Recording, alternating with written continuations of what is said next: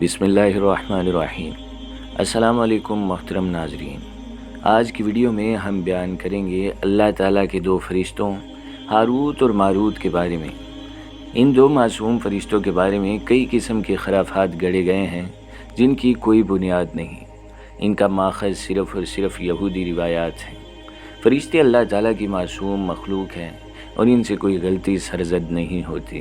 قرآن پاک میں ارشاد ہوتا ہے کہ فرشتے وہی کام سر انجام دیتے ہیں جن کا ان کو اللہ تعالیٰ کی طرف سے حکم دیا جاتا ہے۔ آپ کی معلومات کے لیے ہم پہلے ان فرشتوں کے بارے میں وہ کہانی بیان کریں گے جو یہودی روایات پر مبنی ہے اور عام طور پر بیان کی جاتی ہے۔ اس کے بعد اللہ تعالیٰ کے ان دو معصوم فرشتوں کے بارے میں اصل حقیقت بھی بیان کریں گے۔ یہ واقعہ ہم تفسیر مظہری سے نقل کر رہے ہیں۔ علامہ بغوی نے ابن عباس الکلبی اور قتادہ سے ہاروت و ماروت کا قصہ اس طرح نقل کیا ہے کہ ملائکہ جب بنی آدم کے برے اعمال کو آسمان کی طرف چڑھتے ہوئے دیکھتے تو فرشتے انسانوں کو لعن طعن کرتے۔ اللہ تعالیٰ نے فرمایا، اگر میں تمہیں بھی زمین پر اتار دوں اور تمہیں بھی انہی اختیارات اور قوتوں سے مرکب کروں جن سے میں نے انہیں مرکب کیا ہے تو تم بھی ایسے ہی افعال کا ارتکاب کرو گے۔ فرشتے کہنے لگے، اے اللہ پاک، تیری ذات پاک ہے، یہ نہیں ہو سکتا کہ ہم تیری نافرمانی کریں۔ اللہ تعالیٰ نے فرمایا، اچھا تم اپنے میں سے چند نیک فرشتے منتخب کرو۔ پس فرشتوں نے ہاروت و ماروت اور اسرائیل علیہ السلام کو منتخب کیا۔ اللہ تعالیٰ نے ان میں شہوت پیدا کر دی اور انہیں زمین پر اتار دیا۔ پھر انہیں حکم دیا کہ لوگوں کے درمیان عدل و انصاف کرنا، قتل، زنا اور شراب نوشی سے اجتناب کرنا۔ اسرائیل علیہ السلام کے دل میں شہوت پیدا ہوئی تو انہوں نے فوراً توبہ کی اور اللہ تعالیٰ کی بارگاہ میں سوال کیا کہ مجھے آسمان کی طرف اٹھا لے۔ اللہ تعالیٰ نے ان کی توبہ قبول فرمائی۔ وہ 40 سال سجدے میں پڑے رہے۔ آپ بھی ندامت کی وجہ سے سر نہیں اٹھاتے۔ دوسرے دونوں لوگوں کے درمیان دن کے وقت فیصلے کرتے رہتے اور شام کو اسم اعظم پڑھ کر آسمان کی طرف بلند ہو جاتے۔ 1 مہینہ نہیں گزرا تھا کہ آزمائش کی گھڑی آ پہنچی۔ وہ اس طرح کہ زہرہ نامی ایک عورت اور اس کے خاوند کا جھگڑا ان کے سامنے پیش ہوا۔ یہ زہرہ اہل فارس کی ملکہ تھی اور انتہائی خوبصورت تھی۔ فرشتے اسے دیکھتے ہی اس پر عاشق ہو گئے اور اسے اپنی خواہش پوری کرنے کے لیے پھسلانا شروع کر دیا۔ اس نے ان کی خواہش پوری کرنے کے لیے یہ شرائط عائد کر دیں کہ بت کی پوجا کرو، اس کے خاوند کو قتل کرو اور شراب پیو۔ اس عورت نے انہیں پہلے شراب پیش کی تو انہوں نے شراب پی لی۔ پھر زنا کیا۔ زنا کرتے اس کے خاوند نے انہیں دیکھ لیا، انہوں نے اس کو قتل کر دیا۔ اللہ تعالیٰ نے زہرہ کو مسخ کر کے ستارہ بنا دیا۔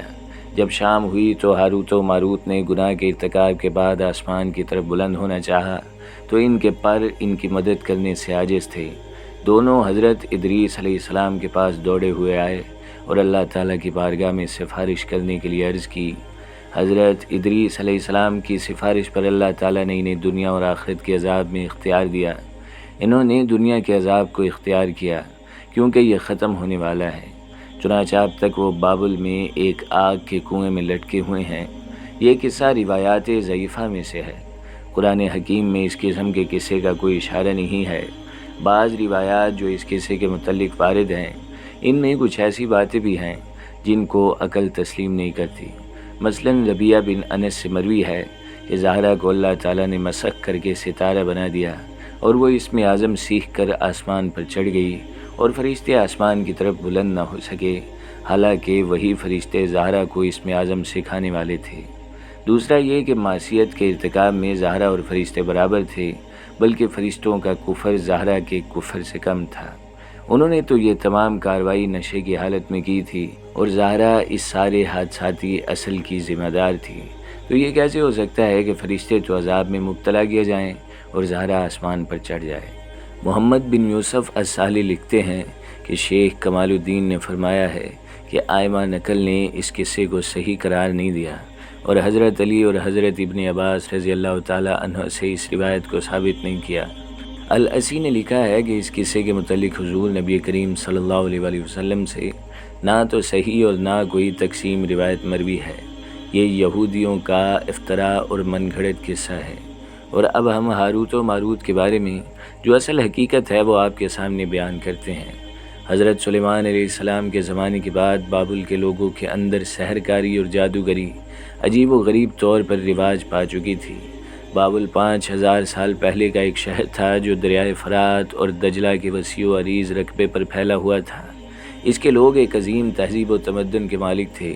اس شہر میں بلند و بالا قلعے، فلک بوس محلات اور بہت بڑے بڑے بت کدے تھے۔ ان بڑی بڑی عمارتوں کے کھنڈرات اب بھی موجود ہیں جو آثار قدیمہ میں شمار ہوتے ہیں۔ بابل کے لوگوں کے درمیان جادو اور سحر بہت عام تھا۔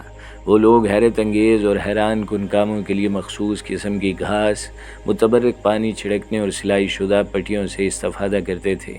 تاریخ میں ملتا ہے کہ حضرت سلیمان علیہ السلام نے بابل کے لوگوں سے جادوگری کے بارے میں لکھی ہوئی تمام تحریریں اکٹھی کر لیں اور حکم دیا کہ ان کاغذات کی مخصوص جگہ پر حفاظت کی جائے۔ ان کی حفاظت کرنے کا حکم اس لیے دیا گیا تھا کیونکہ ان کاغذات پر ایسے مفید مطالب بھی درج ہیں جن سے جادو کا توڑ ہو سکتا تھا۔ کہا جاتا ہے کہ ان تحریروں کو حضرت سلیمان علیہ السلام کے محل میں ان کی کرسی کے نیچے دفن کیا گیا تھا۔ حضرت سلیمان علیہ السلام نے یوں سحر اور جادو کو نابود کرنے کا اقدام کیا تھا، لیکن ان کی وفات کے بعد شیطان نے ان لوگوں کو ورگلایا اور کہا کہ میں تم کو ایک خزانے کا پتہ بتاتا ہوں۔ چنانچہ اس طریقے سے کچھ لوگوں نے ان کاغذات کو باہر نکالا اور جادو کی تعلیم دینا شروع کر دی۔ یوں سحر اور جادوگری کا بازار دوبارہ گرم ہو گیا۔ یہی نہیں بلکہ شیطان نے ان لوگوں کے ذہن میں ڈالا کہ حضرت سلیمان علیہ السلام اللہ تعالیٰ کے نبی نہیں تھے بلکہ ایک جادوگر تھے، اور وہ جادو کے ذریعے ہی جنوں، پرندوں اور ہواؤں کو اپنے قابو میں رکھے ہوئے تھے۔ یہی وجہ ہے کہ جب حضور اکرم صلی اللہ علیہ وسلم نے اپنے دور کے یہودیوں کے سامنے جب بیان کیا کہ حضرت سلیمان علیہ السلام اللہ تعالیٰ کے پیغمبر تھے تو وہ بہت حیران ہوئے اور کہنے لگے کہ سلیمان تو ایک جادوگر تھے۔ اس موقع پر اللہ تعالیٰ نے حضرت سلیمان علیہ السلام کی بریت کے لیے قرآن کریم کی سورہ بقرہ آیت نمبر 102 اتاری، جس میں کہا کہ سلیمان علیہ السلام نے کفر نہیں کیا تھا بلکہ وہ شیطان ہی تھے کہ جنہوں نے کفر کیا تھا۔ بہرحال جب بابل میں جادوگری عام ہو گئی تو سحر اور جادو اور اس سے ہونے والے نقصانات کو روکنے کے لیے ضروری تھا کہ کوئی اہم اور مضبوط قدم اٹھایا جائے۔ ایسا کرنے کے لیے لازم تھا کہ پہلے سحر اور جادو کو سیکھیں تاکہ اس سحر اور جادوگری کو پھونک مار کر یا دقیق مہارت حاصل کر کے باطل کر سکیں۔ اللہ تعالیٰ نے اپنے 2 فرشتے ہاروت و ماروت انسانوں کی شکل میں بابل کے لوگوں کے درمیان بھیجے تاکہ وہ لوگوں کو سحر اور جادو سکھائیں کہ وہ جادوگری کے جادو کو روک سکیں۔ ہاروت و ماروت کا بابل کے لوگوں میں آنا صرف سحر کی ایسی تعلیم کے لیے تھا کہ جس سے لوگ سحر کو باطل کر سکیں۔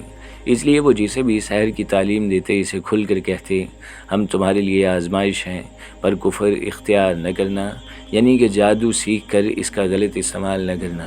لیکن ان لوگوں نے ہاروت و ماروت کی تعلیم سے غلط فائدہ اٹھانا شروع کر دیا اور سحر اور جادو کے ذریعے لوگوں کو نقصان پہنچانے لگے، میاں اور بیوی کے درمیان جدائی ڈال دیتے۔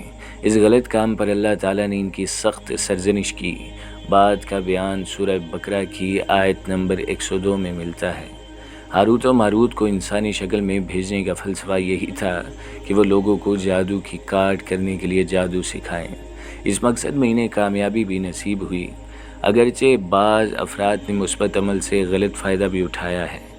بس یہی تھی حقیقی داستان اللہ تعالیٰ کے ان 2 فرشتوں ہاروت اور ماروت کی کہ جن کے بارے میں بہت سی خرافات بھی بیان کی جاتی ہیں۔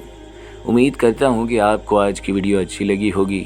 اگر آپ کو ہماری ویڈیو اچھی لگی ہے تو ویڈیو کو لائک کریں اور مزید اس طرح کی ویڈیوز دیکھنے کے لیے ہمارا چینل سبسکرائب کر لیں۔